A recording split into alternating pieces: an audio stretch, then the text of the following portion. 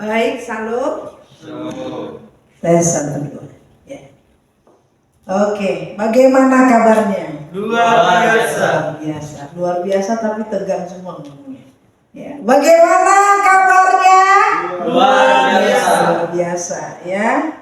Kita harus mau jadi yang luar biasa karena Allah kita adalah Allah yang luar biasa. Amin. Karena itu katakan sebelah kiri kananmu. Ayo, mari kita jadi lagi yang luar biasa bersama dengan Tuhan. Ya. Hari ini tema kita adalah sama dengan tema umum, yaitu membangun disiplin dalam melayani. Kalau kita berbicara tentang disiplin, biasanya kita selalu ingat akan sekolah. Disiplin itu berbicara tentang ketepatan. Ketepatan apa? Ketepatan waktu. Contohnya, kita harus datang ke sekolah jam 7 mulai. Sekolah mulai datang jam 7. Mulai belajar jam 7. Kita datang jam 8. Sekolah mulai jam 7, kita datang jam berapa? Jam 5. Pokoknya sebelum jam 7. Atau keseringan kita senangnya terlambat. 1 menit lagi lari sekencangnya. Pas time jam 7 duduk. Ada yang seperti itu? Gak ada di sini. Tempat lain banyak. Ya, sini gak ada. Semuanya baik-baik. Betul? Datang jam 7 kurang 15. Amin? Ya, disiplin itu berbicara tentang ketepatan, keteraturan. Ya. Nah, hari ini disiplin itu berarti terus-menerus kita lakukan, ya, supaya itu bisa menjadi habit. Hari ini kita akan berbicara tentang disiplin dalam melayani, bukan disiplin untuk makan aja, tapi disiplin dalam melayani juga kita perlu. Kita akan baca di dalam Markus yang 10, Markus 10 ayat yang ke-45. Karena cuma satu ayat, kita akan baca bersama-sama dengan suara yang keras dan sambil bangkit berdiri. Ya. Markus 10 ayat yang ke-45.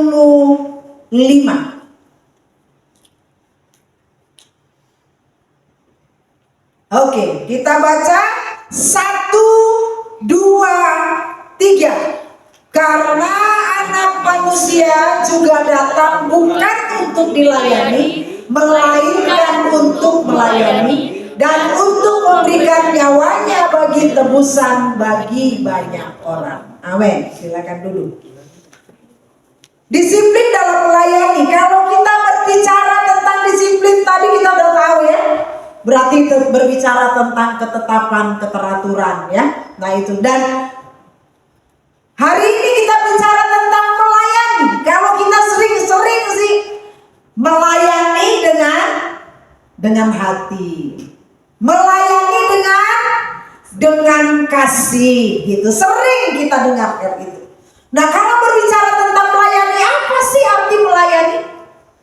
Saya coba buka mulai dari pemahaman tentang melayani dari Kamus Besar Bahasa Indonesia. Di sini dikatakan arti kata melayani yaitu memberikan pelayanan atau melakukan pekerjaan dengan tujuan apa? Membantu. Jadi dalam Kamus Besar Bahasa Indonesia dikatakan melayani itu adalah melakukan suatu pekerjaan dengan tujuan membantu atau memenuhi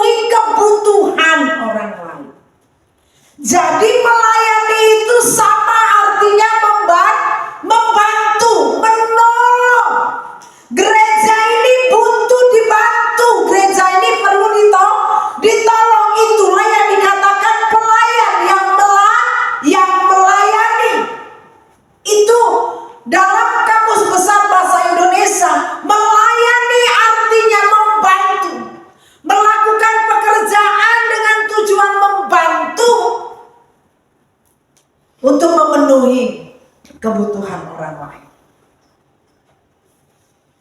Lebih lanjut dikatakan melayani juga merupakan satu bentuk pengabdian. Ya kan? Kalau orang-orang di bank melayani nasabah, dia dapat gaji. Karena itu merupakan pekerjaannya. Tapi di situ juga, di samping pekerjaannya juga dia dituntut untuk melayani nasabah. Dengan tanda kutip bahwa dia bekerja untuk melayani, membantu bank. Di mana dia melayani, di mana dia bekerja, dan dia mendapatkan upah di sana.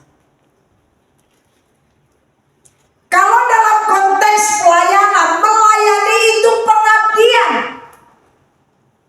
Pengabdian yang kita lakukan bukan untuk mencari kepentingan, tapi melakukan untuk Tuhan dan untuk sesama.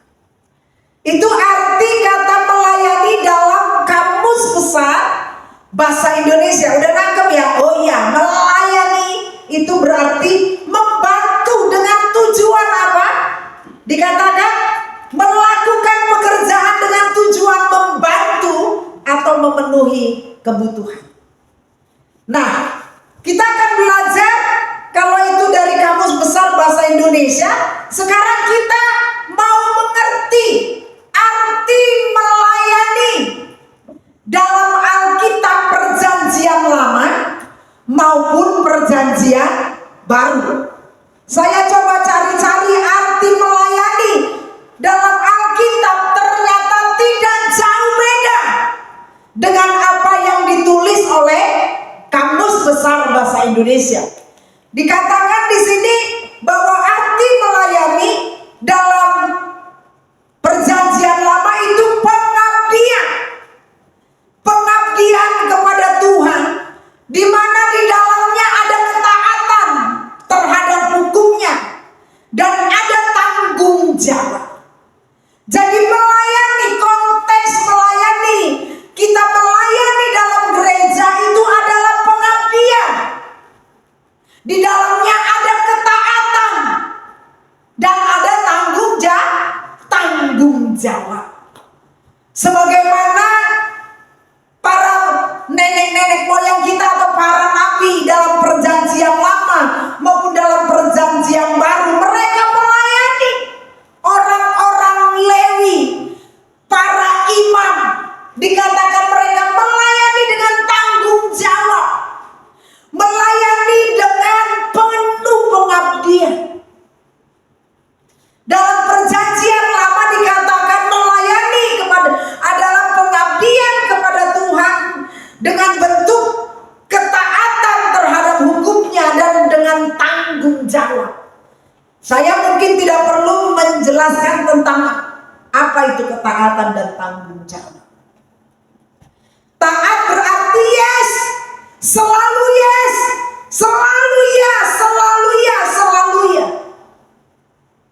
Walaupun ada harga yang harus dibayar. Tanggung jawab. Nggak asal maunya. Dikasih tanggung jawab melayani. Datang dengan disiplin tepat waktu dengan latihan. Itu tanggung jawab menerima pelayanan dengan penuh pengabdian dan ketaatan dan tanggung jawab. Dalam Perjanjian Lama sama, dikatakan pengabdian dan ketaatan yang diberikan kepada Tuhan. Jadi konteksnya lebih lagi, diberikan kepada Tuhan dan kepada sesama. Bentuknya adalah pengabdian. Pelayanan seringkali melibatkan tindakan kasih, kesetiaan terhadap hukum Tuhan, dan berperan dalam memelihara komunitas serta memenuhi panggilan ilahi. Dalam konteks Perjanjian Baru dikatakan tetap dalam konteks pengabdian, ketaatan, lebih lagi yang diberikan kepada Tuhan. Dan seringkali bukan cuma itu, tapi dilakukan dengan tindakan kasih. Bukan itu lagi, dilakukan dengan untuk membangun komunitas, membangun gereja, membangun, memelihara serta memenuhi panggilan daripada Tuhan. Jadi konteks melayani yang kita lakukan, kalau kita mengerti arti dari melayani itu sendiri, di mana ada kata pengabdian kepada Tuhan. Saya pikir setiap kita akan merubah paradigma kita, sikap kita dalam kita melayani.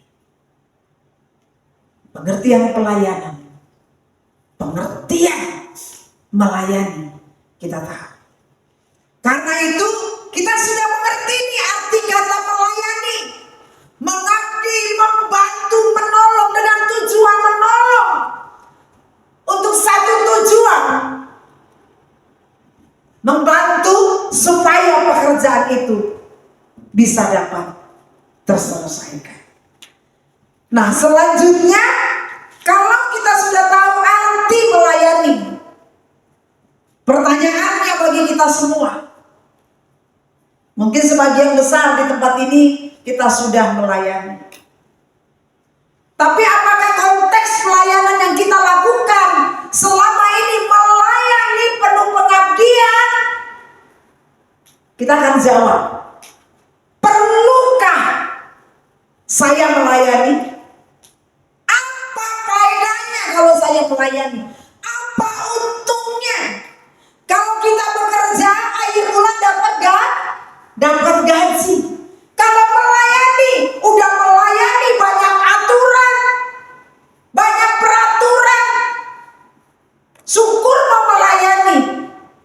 Alkitab katakan Markus 10 ayat yang ke-45 dikatakan, karena anak manusia juga datang bukan untuk dilayani. Yesus yang menjadi teladan dalam kita melayani, dia sudah lebih dulu melayani kita.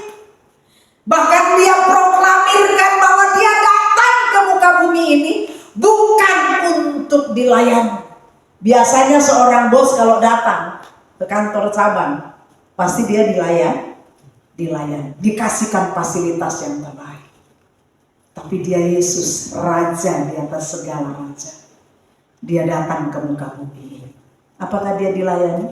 No. Dia proklamirkan, dikatakan di ayat 45 dikatakan, karena anak manusia juga datang bukan untuk dilayani. Kecenderungan manusia hari-hari ini ingin dilayani.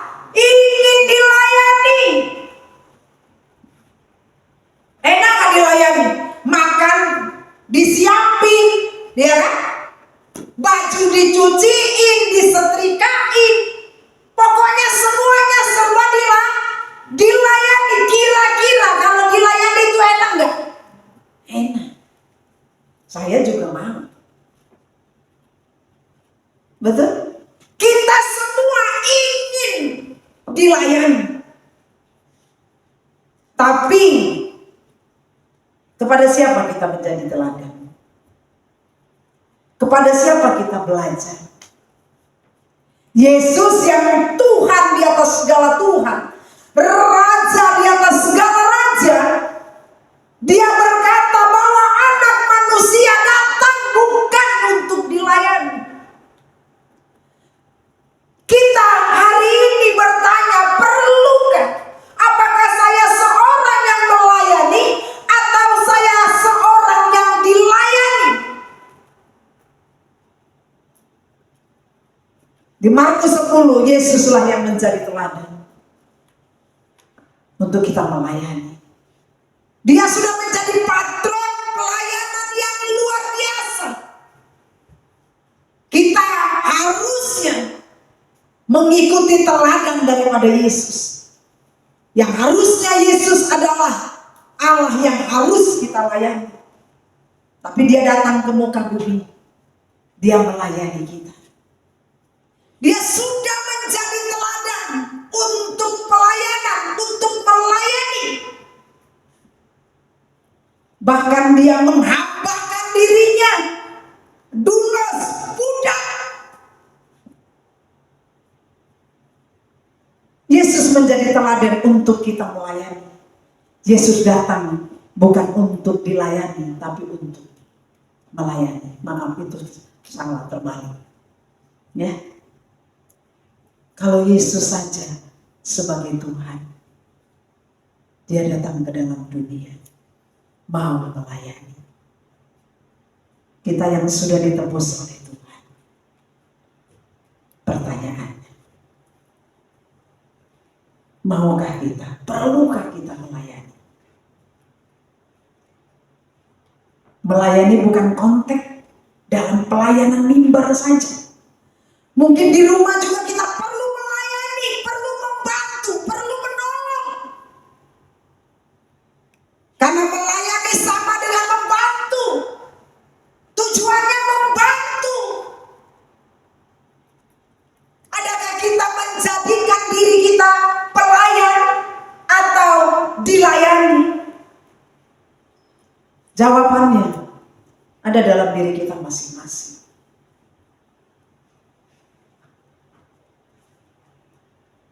Cek,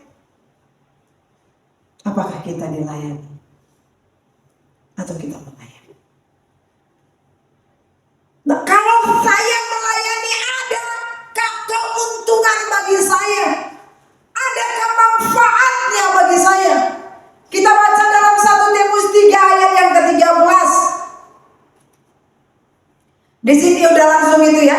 Dikatakan karena mereka yang melayani dengan baik beroleh kedudukan yang baik, sehingga dalam Kristus Yesus mereka dapat bersaksi dengan leluasa. Apa artinya? Mereka yang melayani dengan baik beroleh kedudukan. Kedudukan berbicara tentang satu tempat. Contoh, kedudukan untuk ada di kursi direktur dalam perusahaan. Pasti seorang menginginkannya. Betul? Pasti seseorang menginginkannya. Saya mau katakan bagi kita semua, anak-anak muda yang ada di tempat ini, kalau kau pengen kehidupan, kedudukan, kehidupan menjadi lebih baik di masa depan, ingat 1 Timotius 3 ayat yang ke-13 dikatakan, karena mereka yang melayani dengan baik beroleh kedudukan yang baik, beroleh kehidupan yang baik, beroleh kehidupan yang lebih baik dari orang yang tidak melayani. Klaim kebenaran firman Tuhan. Tapi kalau kita hidup di dalam pelayanan yang benar, tidak benar, jangan salahkan firman Tuhan. Karena dikatakan yang melayani dengan baik. Cek, apakah kita sudah melayani dengan baik? Baik, benar. Atau kita cuma melayani hanya karena jadwal?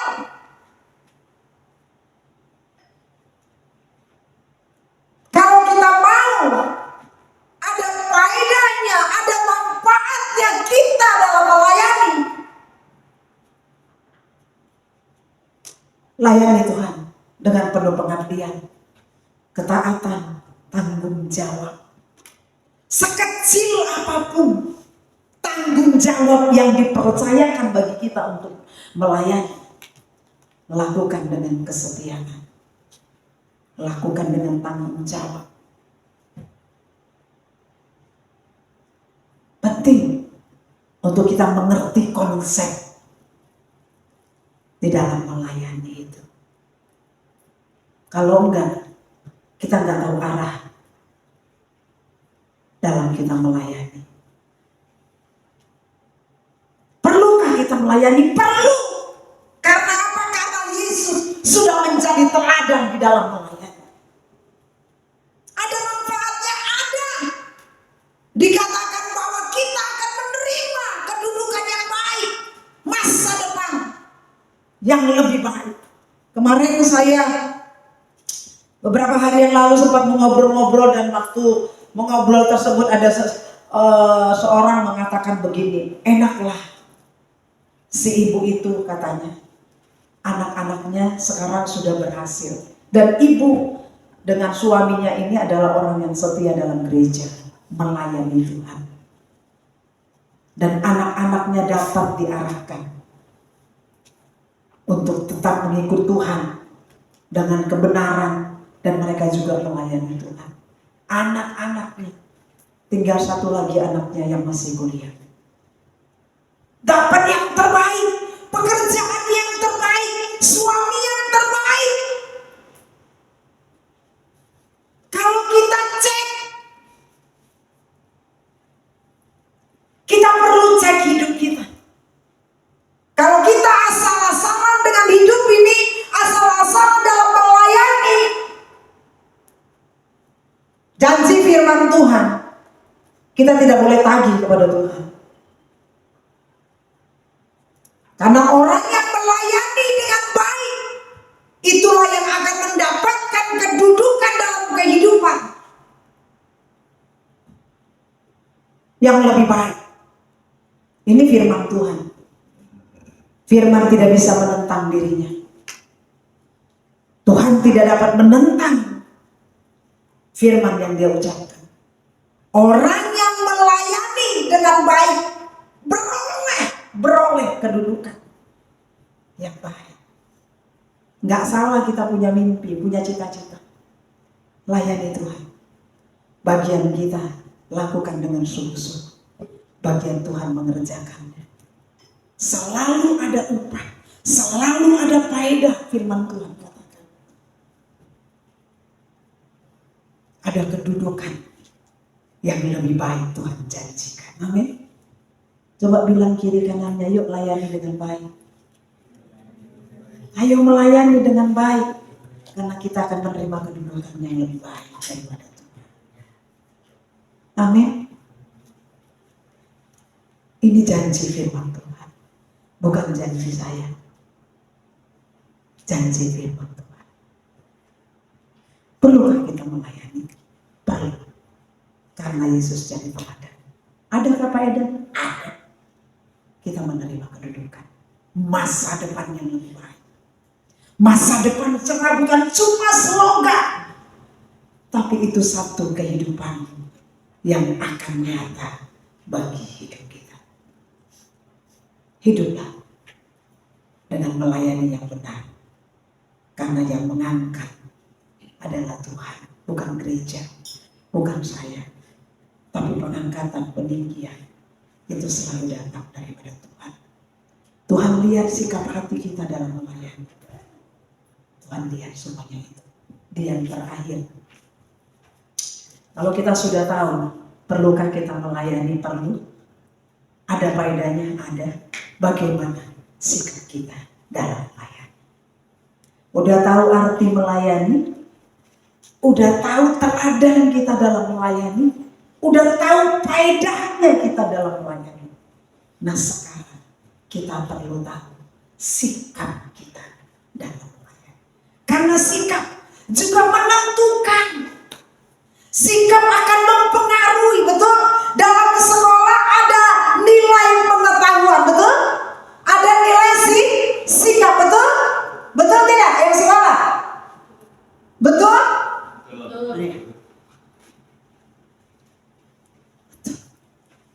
Bagaimana sikap kita dalam melayani? Yang pertama, lakukan dengan sikap yang rendah hati, bukan sombong.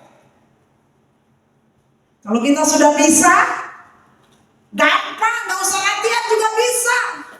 Keangkuhan dan kesombongan, lakukan melayani dengan kerendahan hati, bukan dengan kesombongan. Sikap yang benar rendah hati, ditegur pundung. Rendah hati gak itu?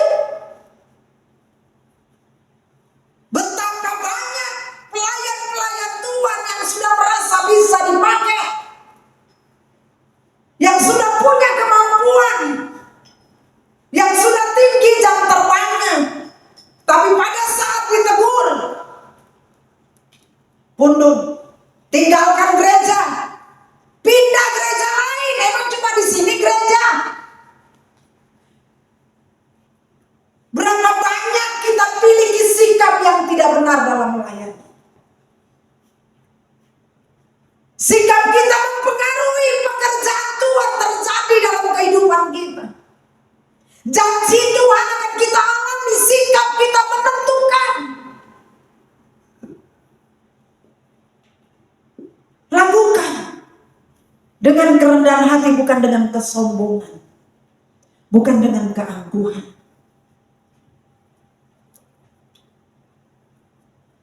Kalau ditegur, ya saya minta maaf, saya salah. Betul? Bukan berontak, bukan pundung. Udah nggak usah pelayanan lagi. Udah nggak usah melayani aja. Ada kan orang nggak melayani lagi?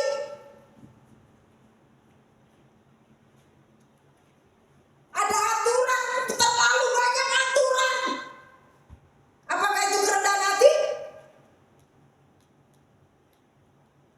Dalam rumah tangga, orang tua pegang otoritas, betul? Otoritas, aturan yang dibuat oleh orang tua, boleh kita lawan? Boleh kita langgar? Pasti tidak. Dalam satu organisasi, dalam gereja juga ada aturan. Dan aturan dibuat bukan menyusahkan kita. Aturan dibuat menertibkan semuanya. Supaya pelayanan ini menjadi baik. Itu yang perlu kita sadari. Jadi aturan dibuat bukan menyusahkan, tapi membuat keteraturan, membuat ketertiban. Karena Allah yang kita sembah, Allah yang kita layani adalah Allah yang suka dengan keteraturan. Betul? Dari mana? Dari awal penciptaan. Hari pertama dia ciptakan apa, hari kedua ciptakan apa, hari ketiga. Semua teratur, terakhir manusia diciptakan. Pada saat dia menciptakan manusia dikatakan sungguh amat baik. Disiapkan Tuhan semuanya untuk manusia. Jadi kita perlu tahu sikap kita dalam melayani. Namun sikap yang benar, sikap rendah hati, bukan dengan keangkuhan atau kesombongan.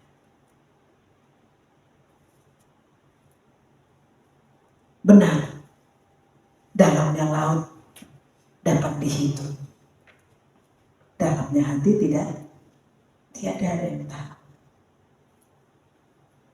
Tapi kira-kira Tuhan tahu nggak sikap hati kita dalam melayani?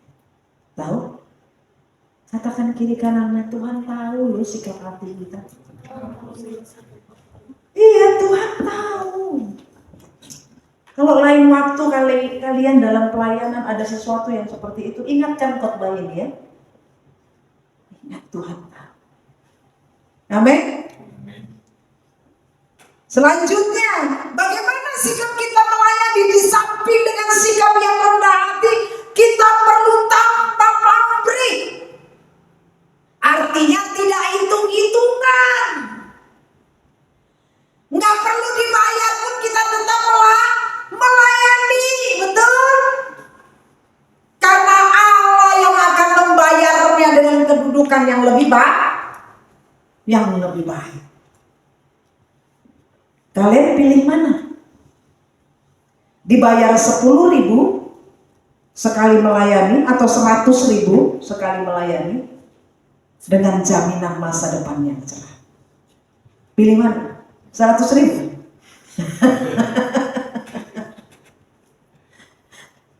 Jaminan masa depan yang kedudukan yang lebih baik. Ingatlah, kalau gereja pun kurang perhatiannya, kurang memberi, kurang berterima kasih, ada Allah yang kalian layani, yang mengerti, yang memahami, yang akan membalaskan bagi kita semua. Kalau melayani cuma berbicara tentang hitung-hitungan, saya sudah tidak ada di tempat ini. Sudah lama saya angkat kaki dari tempat ini.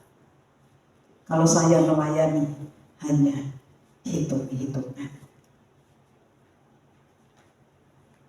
Sudah lama.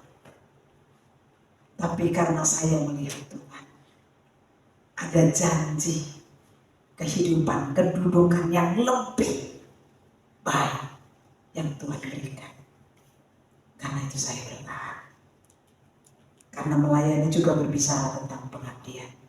Dibayar atau tidak dibayar, saya akan tetap melayani.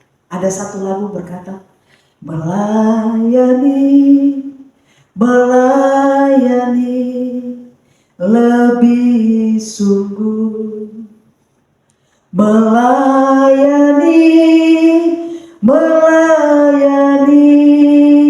lebih sungguh.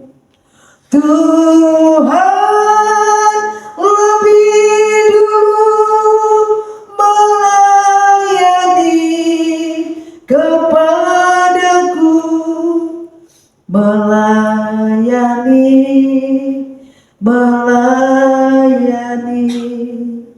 lebih sungguh. Tuhan lebih dulu melayani kita. Karena itu ayo, semua pemuda remaja yang ada di tempat ini, saya ajak kita melayani Tuhan lebih sungguh. Amin. Katakan kiri kananmu, aku mau melayani Tuhan lebih sungguh. Katakan dengan sungguh-sungguh, bukan asal-asalan. Katakan dengan serius supaya Tuhan dengar. Katakan, aku mau melayani lebih lagi, aku mau melayani sungguh-sungguh. Katakan sekali lagi, aku mau lihat, aku mau melayani lebih sungguh. Amin. Tuhan, kau lihat anak-anak tanpa pamrih melayani. Yang terakhir, enak kok banyak cepat kan? Ya kan? Itu yang dia minta kan? Aku berikan yang dia minta. Oke, niat. Ya, melayani itu perlu niat yang benar. Kalau nggak ada niat, ya sudah, kita tidak melayani lebih sungguh. Asal-asalan. Lagunya apa? Oh iya, udah hari Kamis aku belum dapat lagu. Pada lagu dari kira hari Selasa belum diapalin. Tiba hari Minggu, ao.